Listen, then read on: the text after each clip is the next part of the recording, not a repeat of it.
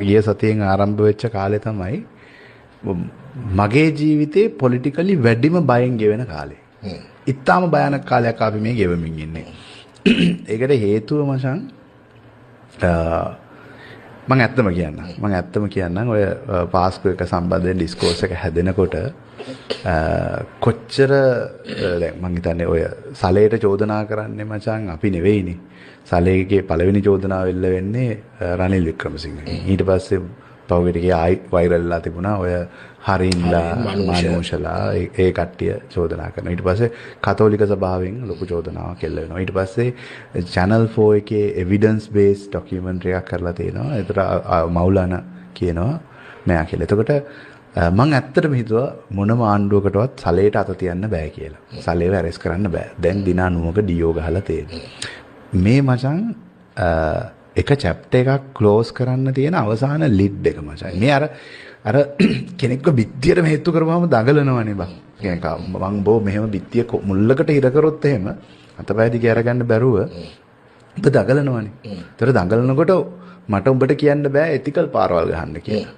right මම ඔබ බිත්තියට හේතු කරලා තිනකොට ඔබ මට ගහන්න තියෙන කැතම පාර ගහනවා. අන්න ඒ වගේ මේ වෙලාවේ බීස් කෙනෙක්ව අපි බිත්තියට හේතු කරලා තියෙනවා. හරිද? එතකොට මේ වෙලාවේ අපි ඕන වෙලාව මම මේ කියන්නේ මචං මේක පොසිටිව්ලි ගන්න කියලා මං හිතුවේ නෑ මේ වැඩේ කිසිම ආණ්ඩුවක් කරයි කියලා.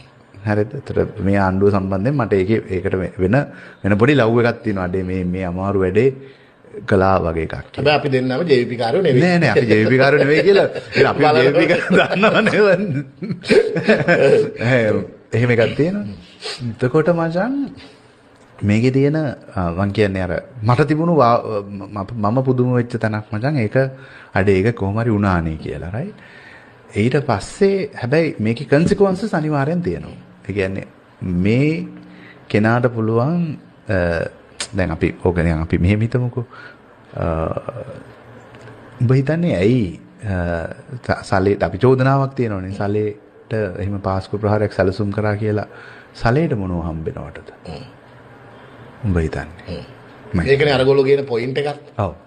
තලේ බුද්ධියංශ ප්‍රදානී නෑ යාට මොනවටද? ඔව් බුද්ධියංශ ප්‍රදානී තනතුර ගන්න එච්චර දෙයක් කරන්න ඕනේද කියලා. ඒතර ඒක එහෙම නෙවෙයි කියන්නේ. එයා කරා නම් එයා කරන්නේ මචං කවුරුරි මාස්ටර් කෙනෙක්ගේ උමනාවටනේ.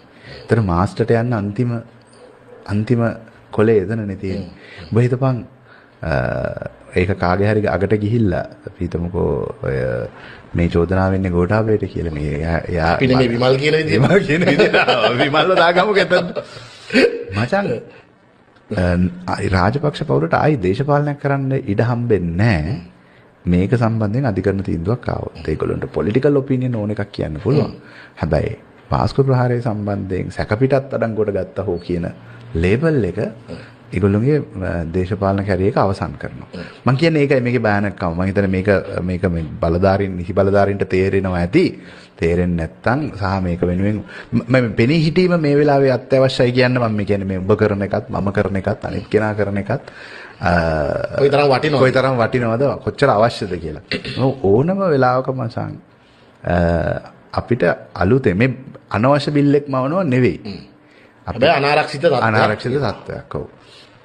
ඒක මචං ඒක සොසයිටි එකට තියෙනවා මාධ්‍යවේදීන්ට තියෙනවා ආර්ථිකයට තියෙනවා පොලිටිෂියන් තමයි මෙතන තියෙන මරු අවස්ථාවක් මචං. ඇත්තටම මේ ප්‍රොජෙක්ට් එකට සහාය දීපු කට්ටියව අයිඩෙන්ටිෆයි කරගන්න සිංගල් අවුට් කරලා කියන අපිට දැන් ඔබට පුළුවන් මට පුළුවන් ප්‍රෙඩික්ට් කරන්න පුළුවන් මචං කවුද ඇවිල්ලා ප්‍රෙස් තියන්නේ මොනවද ප්‍රෙස් වල කියන්නේ කියලා. දැන් ඔබ දැනන් හිටියේ නැද්ද මේ සල්ලේ අරෙස් කරපු නිවුස් එකට පස්සේ උඹට ගෙස් කරන්න පුළුවන්කම තිබ්බනේ කවුරුද ප්‍රෙස් තියන්නේ. හරි ඒ තිබ්බ ටික හිතපු ටික ඔක්කොම වුණා නේද? ගම්මන් පිලෙනවා කියලා අපි හොඳටම දැනන් හිටියා විමල් එනවා කියලා සරත් තීරසේකර දැනන් හිටියා ඥානසාර එනවා කියලා දැනන් හිටියා පිළිවෙලට කට්ටියම එනවා. එතකොට ඒකෙන් අර දැන් ඉස්සර මචං බලල්ලු ලව්වා කොස්සට බෑවුවා. දැන් මාස්ටර්ට සිද්ධ වෙලා තියෙනවා මේක හරියන්නේ මම්ම කොස්සටේ බානවා කියලා කියන්නේ. දැන් ඒකේ මචං අපි ප්‍රෙඩික්ට් කරපු තව එකක් තිබ්බා. අපේ අන්තිම ප්‍රෝග්‍රෑම් එකේ ඒ ගොඩේ මම හොඳටම ගෙස් කරා ගෙස් කරන්න පුළුවන්කම තිබුණා මචං. ඒ ගොඩට කීයටවත් එන්නේ නැහැ කියලා මේ අපේ තිස්ස කුට්ටිආරච්චි කිව්වා වගේ මචං එයා ඒගොල්ලෝ ඩිෆෙන්ඩ් කරන්න ගියේ නැහැ. මම කියන්නේ පොහොට්ටුව ඇතුළෙත් ඩිෆෙන්ඩ් කරන මිනිස්සු සහ ඒ ප්‍රොජෙක්ට් එකේ හිටපු මිනිස්සු සහ ඒකේ ඉන්න මිනිස්සු ඉර ගහලා වෙන් කරගන්න පුළුවන්. ඒ කියන්නේ මම කියන්නේ මේක එක පැත්තකින් හොඳ කාලයක්. ඇත්තටම ඒ ජාතිවාදී එහෙම මේ අපිව පස්සට ඇදන් ගියපු එක අයිඩෙන්ටිෆයි කරගන්නත් හොඳ කාලයක්. හැබැයි මම කියන්නේ මේ වෙලාවේ ආණ්ඩුව නෙමෙයි ඩිෆෙන්ඩ් කරන්න කියලා කියන්නේ. මම කියන්නේ තමන්ව ඩිෆෙන්ඩ් කරගන්න කියලා කියන්නේ මේ වැඩේ ඇවිස්සෙන්න දෙන්නේ නැතුව. මම කියන්නේ අපි කරන්නේ මම කරන්න නම් මට තියෙන බයට මචං. මම කැමති නෑ ආයි මේ අපි ආත්මාර්ථකාමී දැනෙන්න කියපන්. මං ජාතිවාදී සිද්ධි ලංකාවේ ඇති වෙනවට පුදුම කැමති මිනිහෙක්. මොකද ඒකට හේතුව මිනිස්සු නිකන් ටොක්සික් වෙනවා. ඊට පස්සේ මචං ඉකොනොමි එකට ඩිරෙක්ට්ලි බලපානවා. ඊට පස්සේ මචං සාමාන්‍ය ජන ජීවිතේට මේ ආතල් එක තියෙන ආතල් එක හරි කුඩු වෙලා යනවා. මචං අපි ආතල් එකේ දිනා වෙලා නේද?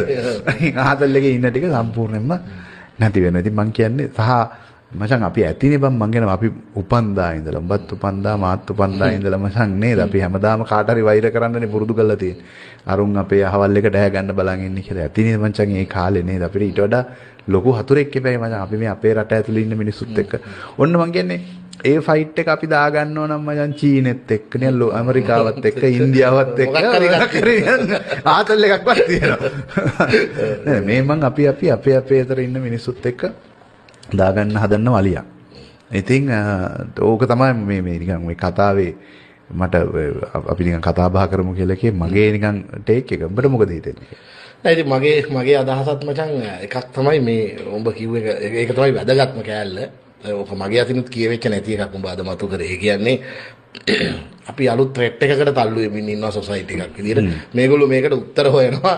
කොයි විදියට උත්තර හොයයිද කියන්නේ අපි දන්නේ නැහැ කියන එක. ප්‍රෙස් වලින් බැරි නම් දැන් ප්‍රෙස් තියෙනවානේ මේ ප්‍රෙස් තමයි අහිංසකම එක. එහෙමනේ මචං. ඊට පස්සේ නවත්තන එකක් නෑ. නවත්තන්න බෑ මචං. ඒ කියන්නේ අර තමන්ගේ කොෆින් එකට ඇනේ වදින වෙලාවේ මේ නවත්තන්න නෑනේ මචං.